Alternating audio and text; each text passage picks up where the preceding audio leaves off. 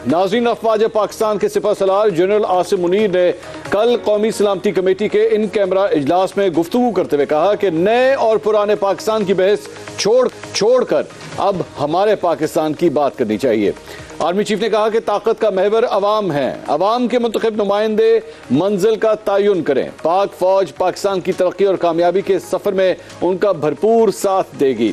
अरकान कौमी असम्बली ने डेस्क बजाकर और तालियों से आर्मी चीफ के इन ख्यालात का खैर मकदम किया। इसी सेशन में वजीर आजम शहबाज शरीफ ने अपनी गुफ्तगू में कहा कि शोहदा की कुर्बानियों से अमन हुआ, लेकिन ये मेहनत गुज़िश्ता 4 साल में ज़ाया कर दी गई। उन्होंने सवाल उठाए कि मुल्क में दहशतगर्दी वापस क्यों आई और उसे कौन वापस लाया। नाज़रीन, मेरे कप्तान के सियासत में आने के बाद नए और पुराने पाकिस्तान की बहस चलती तो ही रही है। नए पाकिस्तान का लफ्ज़ पहली बार मेरे कप्तान ने इस्तेमाल किया। सियासी मुखालिफिन ने इसका मजाक उड़ाया, जबकि हामियों ने नए पाकिस्तान को अपनी मंजिल करार दिया। उससे पहले सियासी जमातें तेरा पाकिस्तान और मेरा पाकिस्तान कहकर लड़ा करती थीं। जब यह लड़ाई एक हद से बढ़ जाती तो तीसरी कुव्वत इस लड़ाई को ठंडा करने के लिए मदाखलत करती। इस मदाखलत का नतीजा हर बार मुख्तलिफ होता। कभी हुकूमत की छुट्टी हो जाती तो कभी ऑपोजिशन एक घुरकी पड़ने के बाद अच्छे बच्चों की तरह आराम से बैठ जाती। 75 बरस में 4 मरतबा तो ऐसा भी हुआ कि तीसरी कुव्वत ने हालात का फायदा उठाते हुए सियासतदानों को चलता किया और खुद हुकूमत संभाल ली। नाज़रीन, 2018 में मेरे कप्तान के इक़्तिदार में आने के बाद ऑपोजिशन ने नया पाकिस्तान के नारे को तंकीद का निशाना बनाया, तो गुज़िश्ता बरस मेरे छोटे कायद की हुकूमत आने के बाद से तहरीक इंसाफ के कारकुन पुराना पाकिस्तान का लफ्ज़ एक ताने के तौर पर इस्तेमाल कर रहे हैं। ऐसे में जनरल आसिम मुनीर ने दोनों फरीकों को नया और पुराना पाकिस्तान के नारे छोड़कर पाकिस्तान की बात करने को कहा। हुकूमत और तहरीक इंसाफ में शदीद मुखालिफत और आर्मी चीफ के इस मशवरे के बाद मेरे 8 सवाल हैं। सवाल नंबर 1, जनरल आसिम मुनीर ने सियासतदानों को हमारा पाकिस्तान की बात करने के लिए कहा। क्या हमारे सियासतदान इस बात को संजीदगी से लेंगे?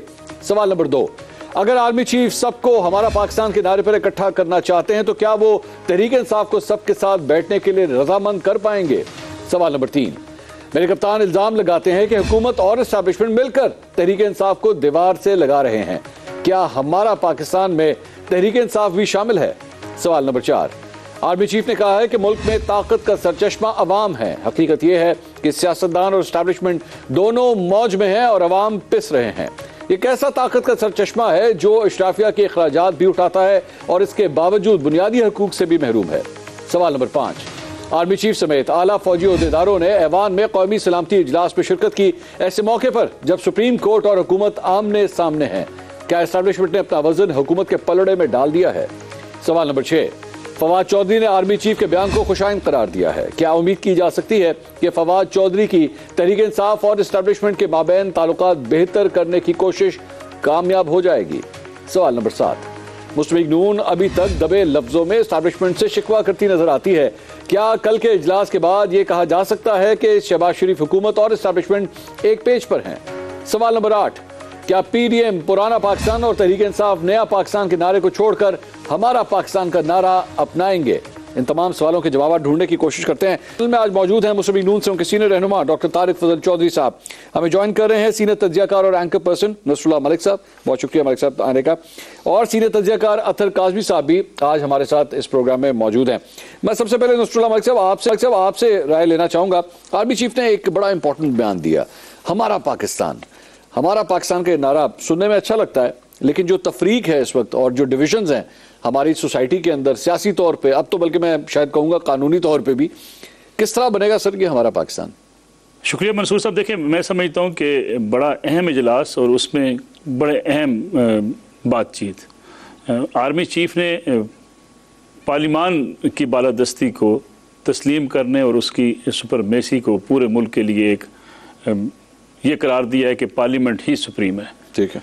और मैं समझता हूँ कि ये जो बातें की जा रही थी कि पार्लियामेंट के पास इख्तियार है नहीं है, ये पार्लियामेंट सही है ये नहीं है, ये इक़्तिदार में हुकूमत जो आई है ये दुरुस्त तरीके से नहीं आई है, मुसलसल एक बयानबाजी है।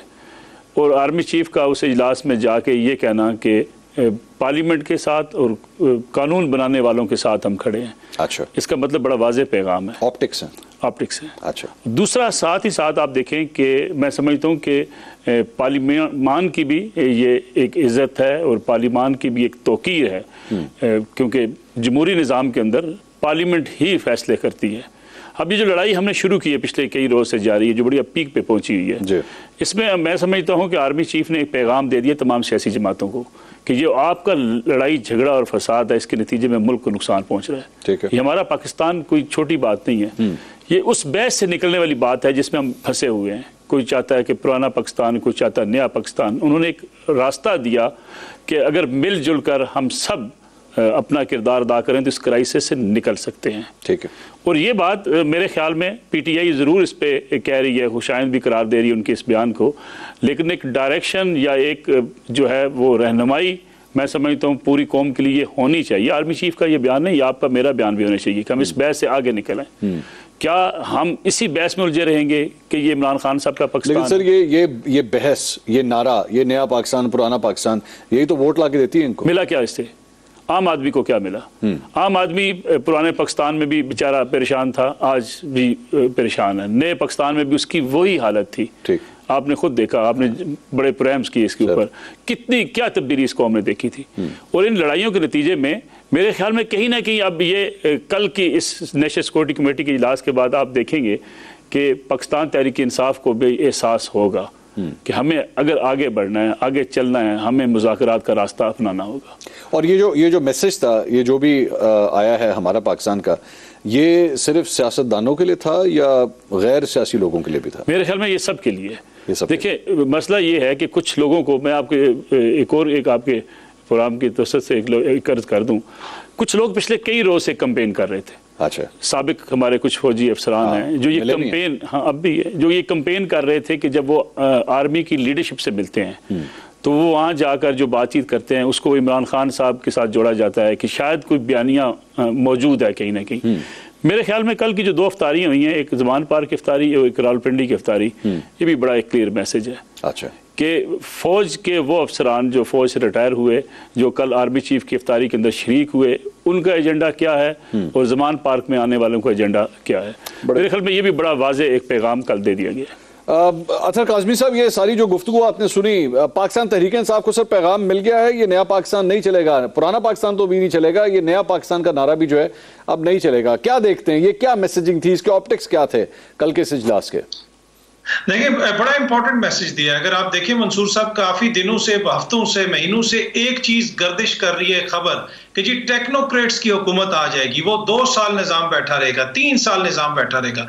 मोहतरम आर्मी चीफ साहब ने वाज़े तौर पे कह दिया कि इख्तियार जो भी इस्तेमाल करेगा अवाम की मंशा से इस्तेमाल करेगा, अवामी नुमाइंदे इख्तियार में होंगे, वो लोग चीजों को आगे लेके चलेंगे। तो ये एक बड़ा इंपॉर्टेंट और बड़ा पॉजिटिव मैसेज है। बाकी जो उन्होंने बात की हमारा पाकिस्तान, मेरे ख्याल में बेहतरीन बात है, ये हम सब का पाकिस्तान है, किसी का कोई जाती मलकियत तो नहीं है। पर इशू ये है कि यहाँ पे लोगों ने चीजों को अपनी जाती मलकियत बनाया है, आइन को भी अपनी मर्जी से मोड़ देते हैं, कानून को भी अपनी मर्जी से मोड़ देते हैं। अब इंपॉर्टेंट है, उन्होंने ये मैसेज दिया है। कौन लोग सर, ये कौन लोग करते हैं सर, ये कौन से लोग हैं जो ये काम कर रहे हैं? देखिए, होता यह है कि करते तो बहुत सारे लोग हैं, पर जो ताकतवर होता है ना, क्वेश्चन उससे होता है। इस वक्त जो लोग ताकत में हैं, जो हुक्मरान हैं, ये उन्हीं को मैसेज है ना कि हमारा पाकिस्तान है, इसमें हमें वोट से मत रोको। क्यों वोट को रोक रहे हो? मुंतखब नुमाइंदे ये मैसेज, ये आप मैं अगर इसको समराइज करूं, आप ये कहना चाह रहे हैं ये मैसेज जो है ये हुकूमत के लिए था? ये मैसेज तमाम सियासी अशराफिया के लिए था, लेकिन इस वक्त अगर इस पे कोई सही मानों में अमल दरामद कर सकता है, वो तो ताकतवर हुक्मरान ही है ना। वो इलेक्शन को टाइम पे करवा सकते हैं, वो इलेक्शन को रोक सकते हैं। तो ये मैसेज तो पहले तो वो अगर समझेंगे तो हमारे पाकिस्तान में हम वोट देंगे ना। 2 सूबों में जो हम अवाम बैठे हुए, हमें ये वोट नहीं दे रहे हमारे पाकिस्तान में ये हुक्मरान। दूसरी बात ये है कि देखें, जिस तरीके से पार्लियामेंट के अंदर आके उन्होंने ब्रीफिंग दी, ये एक बड़ी इंपॉर्टेंट मैसेज है कि बालादस्त है ये पार्लियामान। इस पार्लियामान से हम ये एक्सपेक्ट करते हैं कि फिर आप अवामी मफाद में फैसले करें। आप कानून साजी एक रात में कर देते हैं, एक दिन में कर देते हैं, कि जहां पे आपके अपने मफादात टकराते हैं। कभी अली गिलानी साहब खड़े होकर कोई बिल पेश कर देते हैं। पार्लियामान की तब तक ही हैसियत और बालादस्ती है जब तक वो आइन और कानून के मुताबिक फैसले करे, अपनी मर्जी से तो नहीं ना। छोटी सी चीज ऐड करूंगा कि हालिया अरसे में बड़ी तनकीद हो रही है कि वो अदलिया के हवाले से ये कर रहे हैं, वो कर रहे हैं, लेकिन इसके जो आर्किटेक्ट है ना, वो पीपल्स पार्टी वाले हैं। ये बाहर कुछ और बात करते हैं। कल अली गिलानी साहब ने वहां पे जो करारदाद पेश की, तो पार्लियामेंट जब तक इस किस्म की करारदादें पेश करती रहेगी जो आइन और कानून के मुतरादिफ हैं, फिर तो पार्लियामेंट की बालादस्ती नहीं होगी ना। कल इन्होंने कह देना है कि जनाब सफीर थानों में लगेंगे, SHO सफारत खानों में लगेंगे क्योंकि ये पार्लियामान में आ गया। ऐसा नहीं होता। आप आइन और कानून को माने और हमारे पाकिस्तान में हमें वोट का हक दें।